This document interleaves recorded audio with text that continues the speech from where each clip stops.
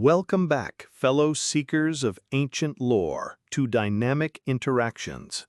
And hey, while you're settling in, don't forget to like this video and subscribe to our channel for more deep dives into mythology. Today, we pull back the veil on one of its most enigmatic and fascinating figures, Loki. Not simply a villain, not entirely a hero, Loki is the unpredictable force, the chaos amidst order, the trickster god whose actions, both benevolent and destructive, reshaped the very cosmos of the Norse world. Often depicted as a shapeshifter, a master of deceit, and a cunning orator, Loki's lineage is as complex as his character. He is not of the Aesir, the primary pantheon of gods like Odin and Thor. Instead, Loki is a Jotun, a giant, son of Farbauti and Laufey. Yet through a blood oath with Odin himself, Loki gains a unique, often precarious place within Asgard. This bond makes him Odin's blood brother, granting him access and influence, but never truly belonging. This inherent outsider status fuels much of his complex psychology and his frequent oscillation between aiding and harming the gods. It's this liminal state, this constant balancing act between loyalty and betrayal that makes him so utterly compelling. He exists in the gray areas, thriving on contradiction and unpredictability. Loki's double-edged gifts. The accidental benefactor. Loki's early interactions with the gods often showcase his more mischievous, yet ultimately helpful side. He's the one who, through trickery, brings about some of Asgard's greatest treasures. Remember Mjölnir, Thor's mighty hammer? Or Freyr's magical ship, Skidbladnir? And Odin's spear, Gungnir. These legendary artifacts, crucial to the god's power and prestige, came into being thanks to Loki's scheming. It's a testament to his paradoxical nature that some of the greatest boons to Asgard stemmed from his mischievous pranks. The story goes that Loki, in one of his less inspired pranks, sheared off all of the golden hair of Sif, Thor's wife.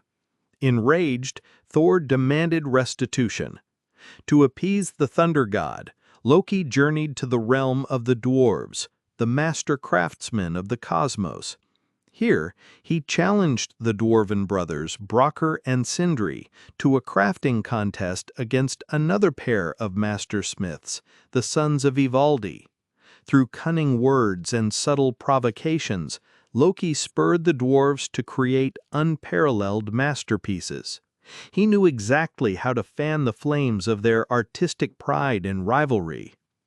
Brokkr and Sindri forged a golden boar, Gullinbursti, for Freyr, a swift creature whose bristles glowed in the dark, the multiplying ring, Draupnir, for Odin, which dripped 8 new rings of equal weight every 9th night, and finally Mjölnir, the hammer that would become Thor's signature weapon. Loki, trying to sabotage the final creation, transformed into a fly and bit Brokkr, but the dwarf persevered, creating the short-handled but immensely powerful Mjölnir. This tale highlights Loki's dual nature, his destructive prank leading directly to the creation of Asgard's most vital assets. He's the catalyst, the unpredictable element that drives change, even if unintended. He's the wrench in the gears that, surprisingly, makes the machine run better, for a time. Another prime example of Loki's helpful trickery involves the building of Asgard's mighty walls. A giant, a master builder, offered to construct an impregnable fortress for the gods, in exchange for the sun, the moon, and the goddess Freya. The gods, believing it an impossible task within the time limit, agreed. But the giant had a magical horse, Svadilfari, who did the work of 100 men. As the deadline approached, Asgard faced a devastating loss. It was Loki who saved them. Transforming into a beautiful mare, Loki lured Svadilfari away, causing the giant to miss his deadline. The walls remained unfinished, and the gods were saved from their rash promise. In the aftermath, Loki gave birth to Sleipnir, Odin's magnificent eight-legged steed, another incredible gift born from Loki's shapeshifting and trickery. So, while his methods were unconventional and often morally ambiguous, Loki could, when it suited him or when pressed, be the unlikely savior of Asgard. The monstrous progeny, seeds of Ragnarök. But for every act that indirectly benefits the gods, there are others that sow discord and ultimately lead to tragedy. Loki's true nature as a bringer of chaos begins to fully manifest through his family. He is the father of monstrous, yet powerful beings who would play pivotal roles in the coming Ragnarök, the twilight of the gods. These children, born from his union with the giantess Angrboda, embodied the destructive potential latent within Loki himself. First, there is Fenrir, the colossal wolf. The Aesir, foreseeing the immense threat he posed through prophecy, tried repeatedly to bind him. They used mighty chains, but Fenrir broke them with ease. Only with the magical chain Gleipnir, crafted by the dwarves from impossible things like the sound of a cat's footfall, the beard of a woman, the roots of a mountain, the sinews of a bear, the breath of a fish, and the spittle of a bird, was Fenrir finally restrained. But not without cost. The god Tyr, the bravest of them all, lost his hand in the wolf's jaws as a pledge of trust. A stark reminder of the danger Loki's offspring represented and the sacrifices required to contain chaos. Fenrir's eventual freeing is a key trigger for the final war. Then there is Jörmungandr, the Midgard Serpent, so vast that he encircles the entire world, biting his own tail. He is a truly cosmic threat, a symbol of endless, circling destruction. Thor's most enduring rival, their fated battle at Ragnarök, is one of the most anticipated and devastating confrontations in all of Norse mythology. He attempts to fish for him on multiple occasions, but the serpent always escapes, only to appear in the final conflict, bringing with him massive waves and devastation. And finally, Hel, the goddess who presides over Helheim, the realm of the dead, where those who die of sickness or old age reside. A grim, half-living, half-dead figure, often depicted as half-beautiful maiden and half-decaying corpse, she is as unsettling as her cold and shadowy domain. Hel's realm is not a place of torment for the wicked, but a quiet, somber waiting room for those who did not die bravely in battle.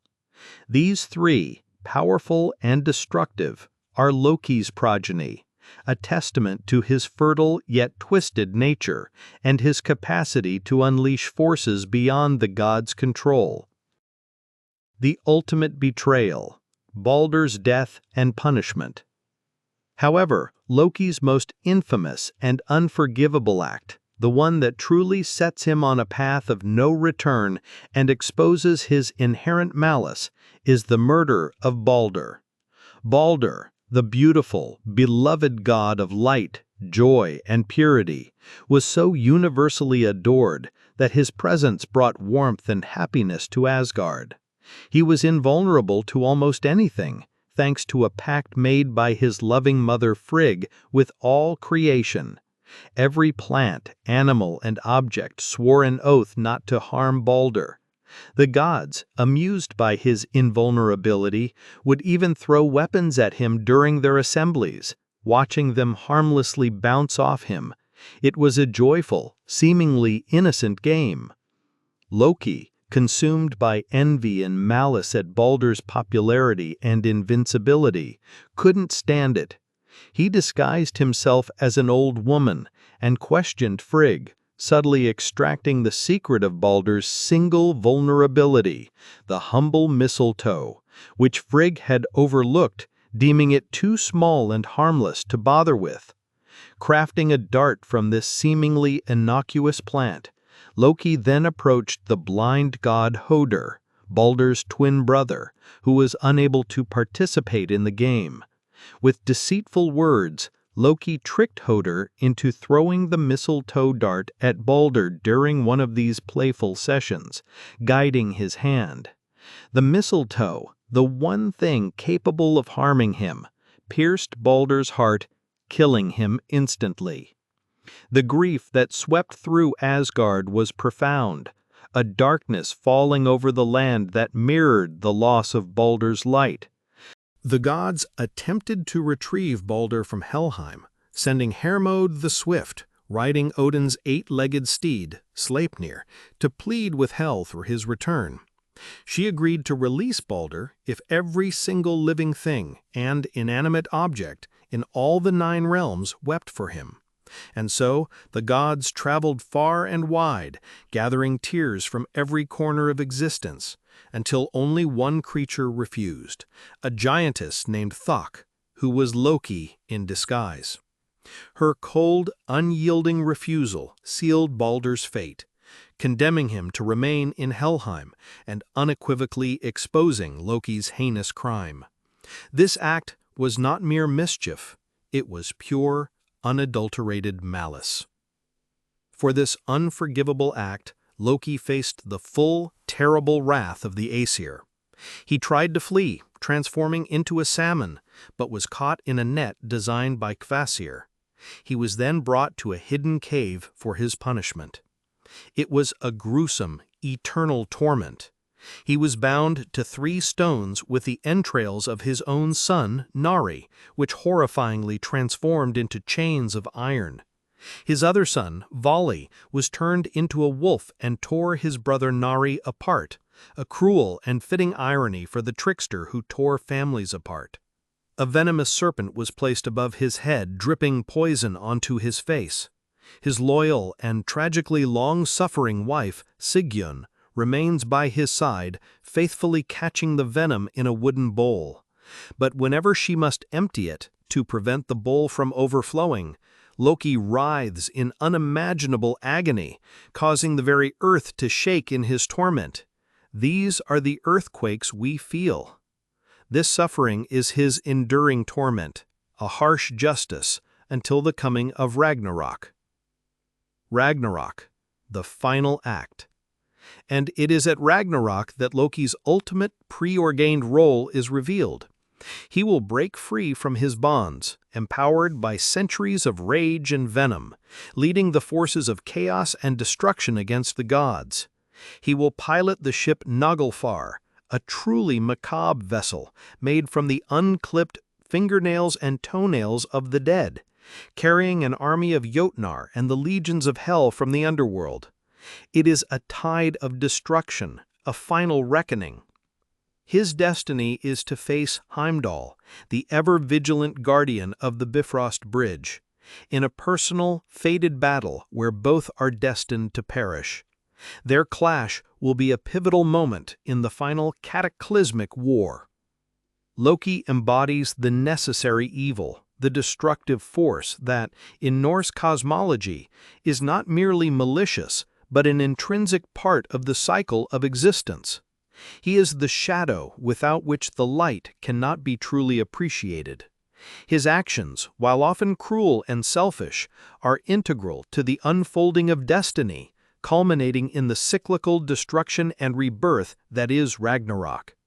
He is the ultimate trickster, forcing the gods, and indeed the cosmos, to confront their vulnerabilities and face their ultimate fate. His existence, his very nature, guarantees that stasis is impossible, that change, even cataclysmic change, is inevitable. He is the cosmic irritant, designed to push things forward, even if towards destruction. From helpful accomplice to cosmic villain, Loki's story is a compelling exploration of duality, consequence, and the intricate dance between order and chaos. He is a character that continues to fascinate and challenge our perceptions of good and evil. His myths remind us that even within the most structured pantheons, there is always room for the unpredictable, the subversive, and the utterly captivating.